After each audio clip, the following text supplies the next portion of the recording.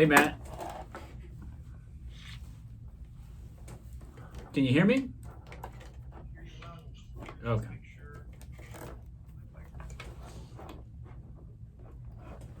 Are you connected? I think so. 1, 2, hello. Yeah. Matt, talk for me? Yeah, I got you. Okay. Hopefully our other people are.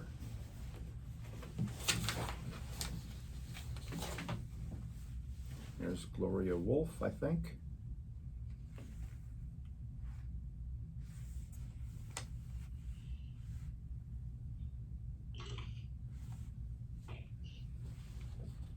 Hi, is this Gloria?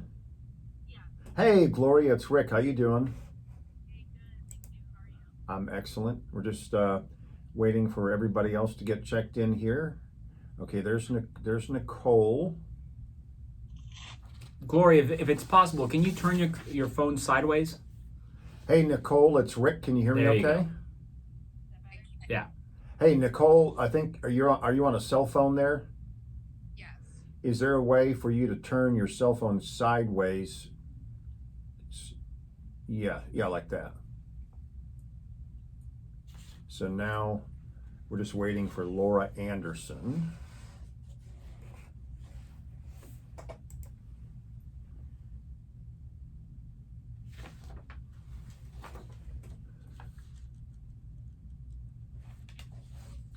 I think we're all good set up. So how's everybody doing today? Doing great. Absolutely. Now is a great time to be in the real estate business, I guess. This is bad. not so not so much a great time to be a home buyer or a renter, that's for sure. Well, actually, that's one of the misconceptions to challenge, that it's a great time. The effort that realtors are going through, title companies, is like nothing any of us have seen before. Because in the old days, something come in the market, buyer, seller agree, you close. This short inventory is provoking problems on both sides. It's challenges like we've never seen before. Let's see what time we got, Roy. It is 1:04. We can give it another few seconds and go ahead and let her in when. Yeah, hopefully she'll be here in a second.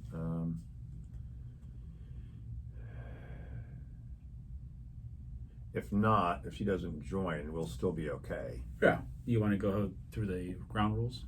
Yeah. You know, we're gonna- So Roy and I are going. We will start off with kind of our opening statements, and then we'll bring you guys in, and we'll go for about 25 minutes or so.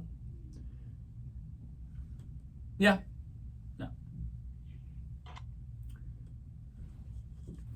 Clears a little bit better. And Matt, how do we say your last name again? Widener. Okay.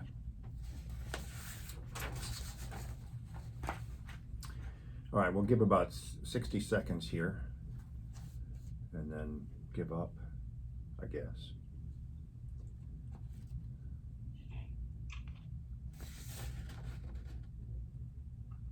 You can always let her in. Yeah. Once the. You'll be able to see if she's trying to Yeah. get in while we're recording? Yeah. It'll give us a pop up. Okay.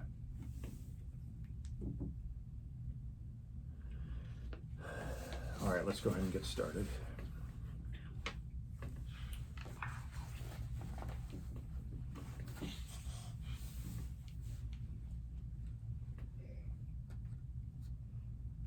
Hi, this is Rick Elmhorst along with Roy DeJesus, and thank you so much for listening to or watching this edition of To the Point Already. Reek, let's do it again. Your name is not Reek. Hi, this is Rick Elmhorst along with Roy DeJesus, and thank you so much for listening to or watching this edition of To the Point Already. Roy, this week we're taking on the issue of affordable housing here in the Tampa Bay area. I never believed this was going to happen during the pandemic. I thought the economy would be down, prices for everything would be down, including housing. People just couldn't pay the exorbitant amount of money that they are for housing in the Bay Area. But I was 100% wrong. I couldn't have been more wrong. They say the reason for this, particularly in our area, is so many people are moving to Florida. Whatever the reason is, some people say, well, we've got more freedom here, whatever. People are coming here and housing prices are skyrocketing. I want to read a little bit from the Tampa Bay Times, our partners. They had a big story about this. According to a study, the average home in Tampa Bay sold for 41% above the expected price at the end of last year. Nationwide, Tampa Bay was ranked 14th on a list of overvalued markets.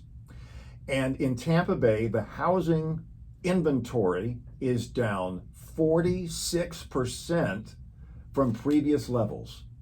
Yeah, Rick, and I think very similar to, not similar in that it's the same thing, but in similarities like the supply chain crisis, there's many factors that have fed into these situations, and we've talked about it here in the podcast. So, a lot of things affecting a situation that we got ourselves because of the pandemic and impacting where this is going, we don't know. And hopefully we can find some solutions and end this conversation today. If you're selling a house or you're a realtor, man, this is a great time to be in business. If you're trying to buy a house or you're trying to rent right now, it's bad times. I want to introduce our guest now, and this is Gloria Wolf. She's renting right now, and she's got a real issue with trying to buy. Nicole Townsend is with Smart Properties Management, and Matt Widener, he is an attorney. I want to start off with Gloria Wolf here. Gloria, we put out this call on Facebook for people to tell us their stories about affordability issues. What is your situation right now? Well, we're renters. We got into a month-to-month, which is all that was available in our time. We went for the most affordable, which was the lowest price we could find in our area of Largo and Ellis County. And we're paying $2,000 a month for a house that's too small for our family. We had to move out of the house we were in because the pandemic, the house was up for sale. They didn't want to renew the lease. They bought it at $780. The pandemic hit, so now it's sold for $1 million. They paid out really Wow. yeah. So we had to find a new place. We're on a month to month because of the pandemic. The property, our landlord, he didn't want to do a 6-month lease because he wanted to be able to evict when he needed to. When we first moved in, it cost us $6,000 to move in. Hold on, let me interrupt you here. $6,000 just to move into a rented house. Was that like first, last, and security? It was security and first and last. Yeah, he said based on our credit scores, that's why he did that. My credit score is very high. I don't understand how he came up with that. And then he based it also on our income, like with our paychecks. At the time, I was just getting hired on by a company, and my husband was working. And then something happened between the time to move in and the time of first rent happened, where my husband had to switch companies, and we applied for assistance because they have out there the hardship assistance for people to help make rent. As soon as our landlord found out that we were doing that, because they have to interview the landlord, we got an eviction notice. We've been living in that house for 12 days, Wow. and I have 3 kids. Now, are you still in an eviction notice, or did you get it straightened out? No, as soon as we handed him his first month's rent, he asked us, "How did you get the money?" I'm like, "Work." He's like, "Oh." I'm like, "Okay." So he said, as long as we keep paying rent on time, our own money, and it has to be a cashier's check, we can stay there. Now, I understand that you really do want to buy a house, and you've gone through the process of getting qualified at a certain level, but then in the past year, housing prices have jumped so dramatically, maybe you don't qualify anymore. We do qualify for a home loan, but it's more of what you can afford. Again, we're a family of 5, and based on the ages of our children and the genders, it goes boy, girl, boy.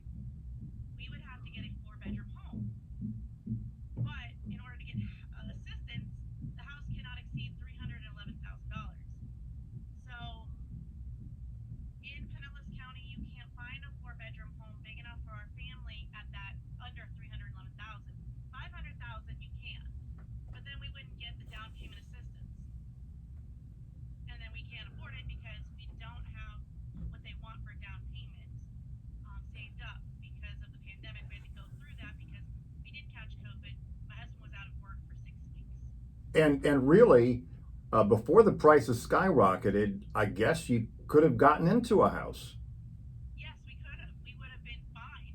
Um, Before the pandemic, we were looking at houses and we could have afforded it, but our rent was a good rent. We liked where we were, and we were told that the lease would be renewed and it would be fine.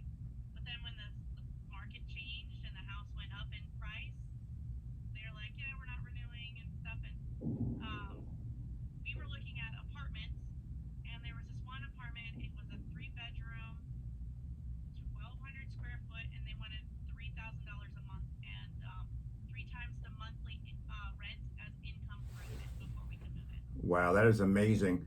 I want to bring in Nicole Townsend now. You're a property manager. And the story that Gloria told about being a renter and then the owner of the house going, man, the money's just too good. We've got to sell. You're seeing that with a lot of the houses that you manage right now, aren't you? Absolutely. So, I mean, with the market the way it is, it really depends on the type of investor that owns the property. I manage properties for investors with large portfolios as well as single investors with just one property. It may be that they, were purchasing another house and they were holding on to it because they might have been upside down at the time. So they were waiting for that to catch up before the sale goes through. So once that opportunity obviously hit, so, they would move forward to sell the property. So the inventory on the rental side substantially has decreased.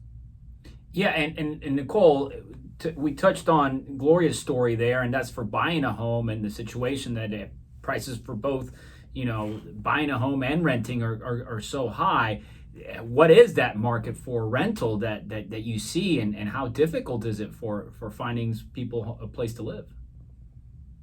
I mean, it is absolutely difficult. I mean, it's hard. We're, as a property management company, we're kind of the mediator between both. Obviously, our job is to protect our investors, investment of the property, get a qualified tenant in there. We have the average seeing things 3 times the rent per month. With the rental prices that have skyrocketed, a lot of the backstory with that, I do believe landlords are kind of getting the brunt end of it, where they're not seeing that the taxes have been increased. We're seeing 20 to 30% increases across, the board just about with taxes and insurances on these properties. So, with that increase, that's getting passed along to the renters, unfortunately. So, it does make it difficult. And, that's when my investor and I will sit down and, they'll decide, well, does this make sense for us to keep it or just sell? So, obviously they're in it to profit, but it's not, I am seeing people that are doing like rent increases up to $1,000 a month. Like that is, I mean, that's astronomical that, they're doing that. I did read, in Tampa Bay, they were doing at an apartment complex, they were doing, 400 to 500 minimum, and they were doing the month to month, like she was saying too, with the leases. We're staying pretty, standard where we're still doing the 1 year leases. We're looking for a good relationship. I obviously have to try to match, the tenant as well as I can, to what they're looking for. A 4 bedroom house right now that is hard to find at a price point that is affordable. So it does make it very difficult. It's hard to see these families. I have, tenants that reach out daily, because we have no inventory. Everything that we have, it's rented before it even hits the market. It's in the rehab stage, in the turn stage. We already have deposits. We have, 5 applications on the properties. We have, lists and lists of people for, apartments, single family homes, all the way across the board of just people waiting for, residency. Where are all of the new people coming from? That's a good question. I mean, I will tell you, we have a lot of out-of-state transfers happening up north, mostly. The New York. That is probably our biggest. Where we're seeing is people coming from, Pennsylvania, New York, Ohio, that type of area. And it is. We're located. We're kind of central, so in between Tampa and Orlando, it's even higher when you go into the cities of it. The rents are even higher than we're experiencing here. So I mean, it is. There are, at this point with the inventory the way that it is, there's more renters than there are properties available. So if it's an inventory problem, right, there's supply and demand issue here. We know that there's high demand and a lot of people moving here. But let's talk about the supply, because that's a big issue that a lot of people aren't focusing on, and that's where we bring in Matthew, no stranger to a housing crisis, because Matthew was there during the last Great Recession and had to deal with a lot of those mortgage problems. Matthew, tell us about some of what you've seen and what some of the problems are on the supply side. Yes, I'm saying the problem, then I'm gonna roll back and give you exactly what the solution is. Like Rick, I thought the market was gonna crash. If you think 2 years ago, basically, March, February 2020 is when COVID comes in.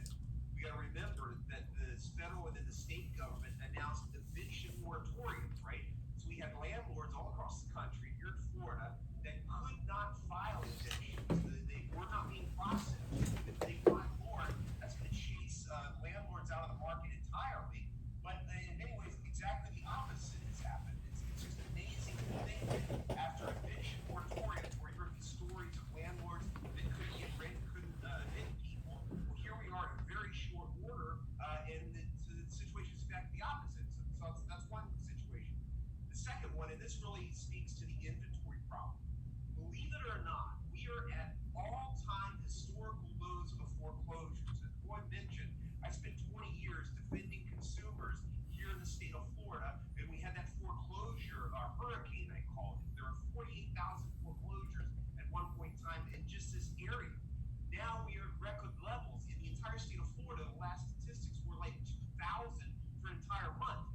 What foreclosures did is they produced volatility in the market, but they got inventory out there, houses that might wind up in Nicole's portfolio there that could be rented out to people. But when the federal government announced in mid-March 2020 that you could stop making mortgage payments, that took a lot of the pressure off. And so a lot of that inventory that would make its way into the market that people could buy or could rent doesn't exist. There were some statistics reported a few months ago that basically looked at the number of foreclosure properties that would be entering into the market through auctions or whatever else, and that accounted for a large portion of the inventory that went up for sale that would ultimately make it to rental properties.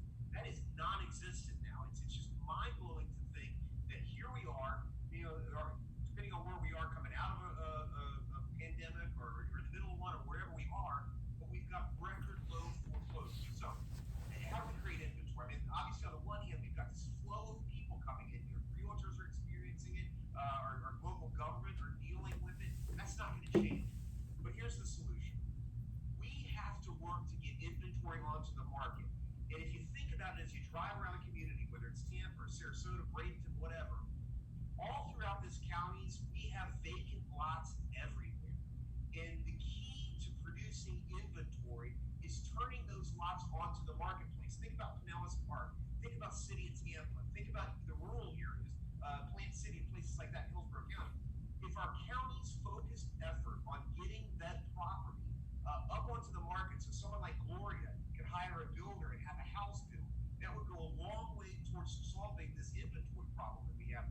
The reality is we've got tens of thousands of buildable lots all in this region, and if our local governments work together in a coordinated way to get those lots up onto the marketplace, then that inventory problem would help to reduce the costs and make houses available for people like Gloria, and Nicole would have properties.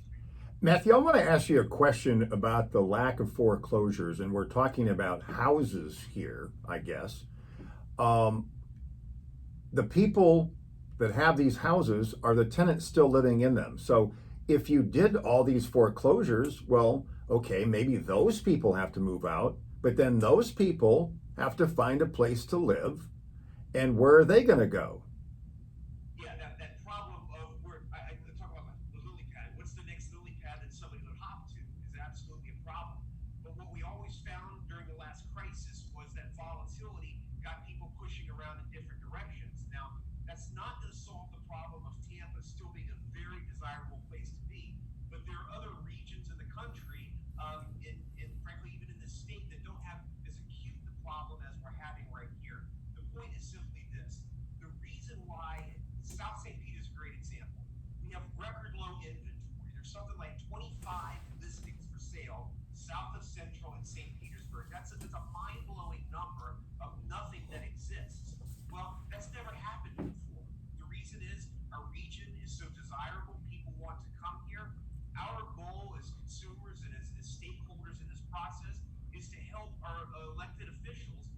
solve this problem by helping us with the inventory.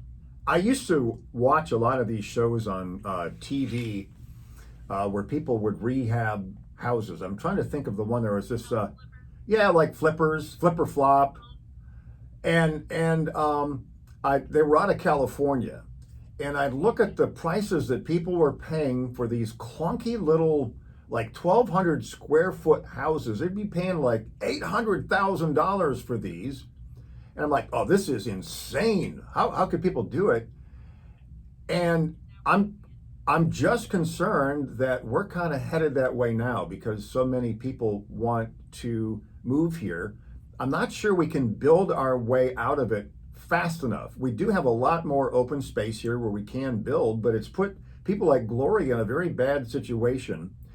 And Gloria, just, you know, you here as a mom, you've got these three. What'd you say? Yeah. The nursing student, I'm a mom, I'm a student, wife. So you're living here under one set of norms for prices, and you don't own. And so you're in a precarious situation here where you could be evicted at any time. And then where are you going to go? What is the stress level like for you thinking about that? We spent many nights, me and my husband, crying and having these conversations because we did get the eviction notice early on. We reached out to a bunch of people, and it would turn out that we would have to rent a second storage unit because our house is so small we could have a storage unit. We'd have to get another storage unit to put the rest of our belongings in, and then house hop or couch jump with our kids. I don't know if this state it's legal to live in your car. I know in Hawaii it is with kids, but I don't know about Florida. That would be an option that we don't want to take. I've reached out to Pinellas Hope, Catholic Charities. There's really nothing for a family that's as large as ours though, because like the villages that's run by Catholic Charities, they're two and three bedroom homes. I would move in happily because it's a roof over our head, but it's just congested, and having a teenager and a 5-year-old and one in between, there's a lot of fighting that happens. Yeah, it seems that there's so many conditions set forth on how you can live, right? And conditions to be able to obtain a mortgage and what level you should be in that makes it very, very difficult to find solutions for very many different sets of problems. Yeah, we're going through Habitat for Humanity right now, and that's still a process. They have a huge waiting list. You know, that's an interesting example. Habitat for Humanity just announced a large project in South St. Pete. Habitat's done a great job of nibbling away at this affordable housing problem. But of course, Rick, as you mentioned, we probably can't build our way out of this quickly enough.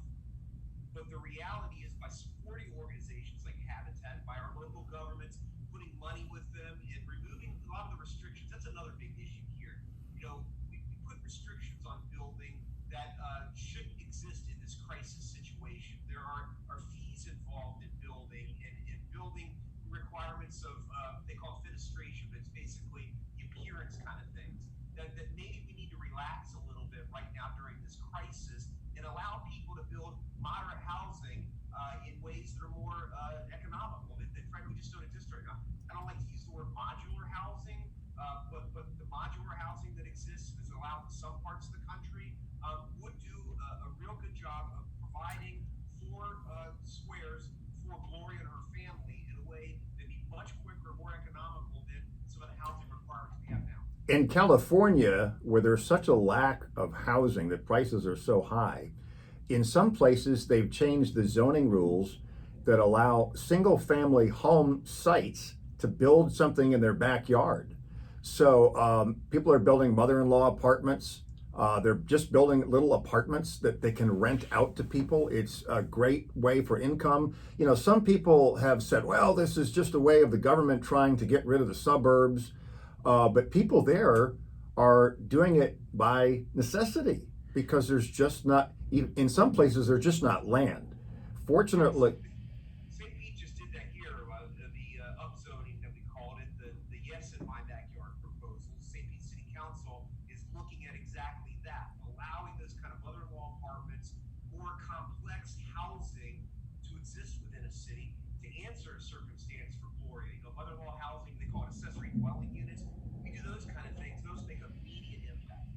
Now, I did want to touch on again on the inventory, Matt, and we talked about the foreclosures, but there's another part to it, and you and I did a story on this. Some of these homes or properties have liens on them by municipalities.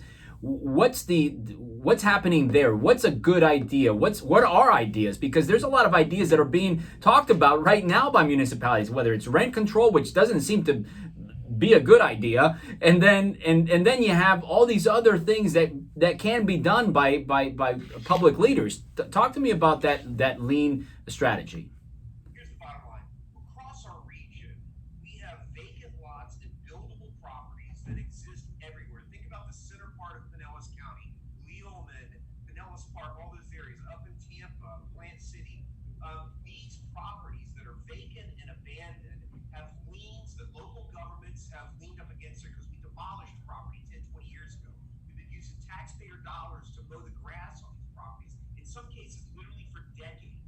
All that our local governments have to do, Pinellas County, Hillsborough County, the cities, is to bring those liens up to auction, and then someone like Gloria could bid on that property and own a lot that she could build on, and she could move a modular home onto.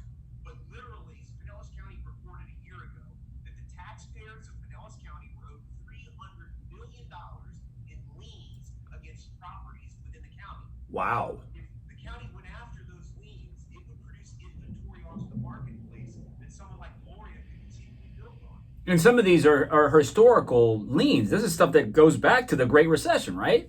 In many cases going back decades, and the key concept is taxpayers have spent money to bulldoze properties, to mow properties, going back for decades. And those are the properties that when you drive around, you look at. You're in, Tampa, you're in Pinellas County. Vacant properties that are abandoned are the ones that we should be putting onto the marketplace so that people can buy them and build on them. Nicole, any advice for people who are in the rental market to try to get an edge or just find something that's not the worst thing out there that they can afford to rent? Yeah, absolutely. I mean, I would say number one, another thing that's kind of going on right now too is there are advertisements being put out for properties, and I've seen a lot of tenants that unfortunately are getting scammed by that. You have to do your due diligence. You have to check into, the property, make sure you're dealing with the property owner or the property management company. Upfront, ask questions. If it doesn't sit right with you, like the month lease. Some people do that. Find something that is more permanent. You're looking for a place for your family. With Gloria, needing a 4-bedroom, it is hard, and I understand that. I have kids myself. They fight and things like that. But you may have to think outside of the box. You may have to downsize a little bit in the meantime until you can, put something in place that's a little bit better. But it is hard seeing people, living in motels and living in their cars.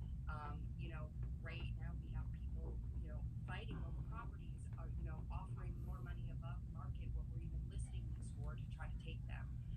So deal with, a company that is, going to try to help you. What we do is we bring the tenant in, we get their qualifications up front, and we find out what they're looking for. So then we go and try to match them with the best possible case.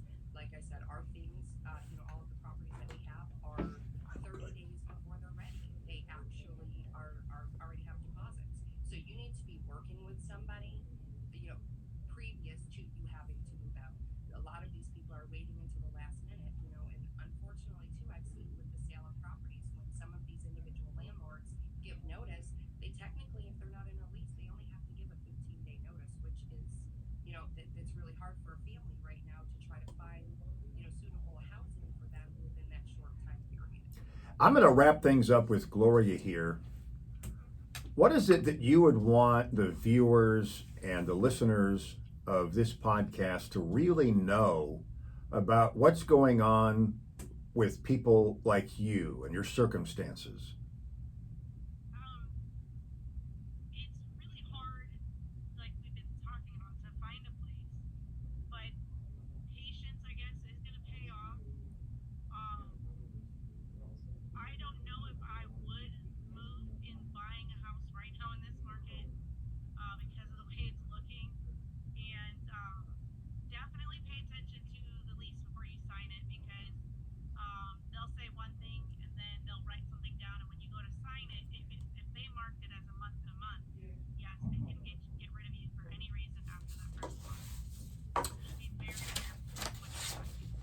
All right, Gloria Wolf, Nicole Townsend, and Matt Widener, thank you so much for joining us on To the Point Already.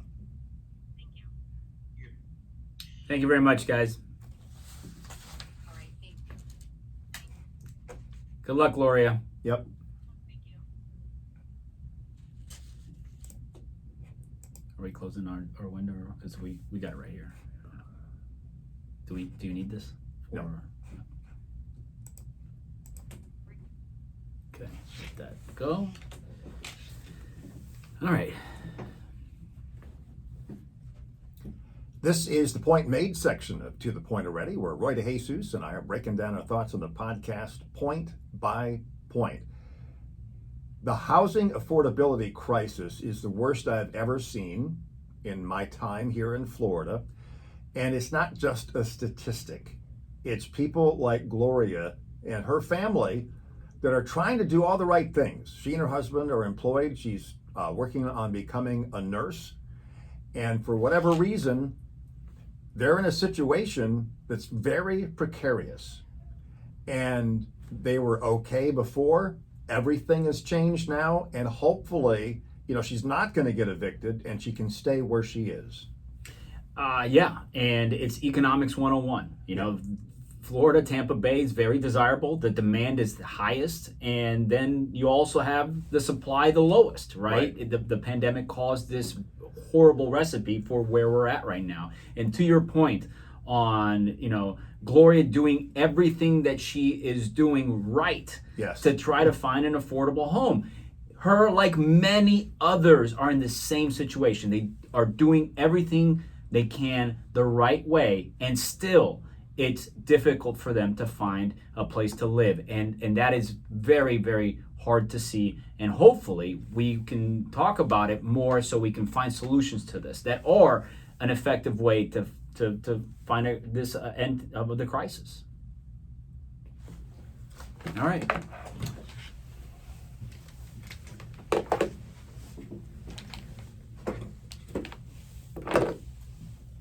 She was very good. Everyone was good. Yeah. I mean, we touched everything. Yeah. I mean, it was great that the other person wasn't there because we had the person, we had Yeah. the lawyer, and then we had the property manager. We had all the angles there, Yeah.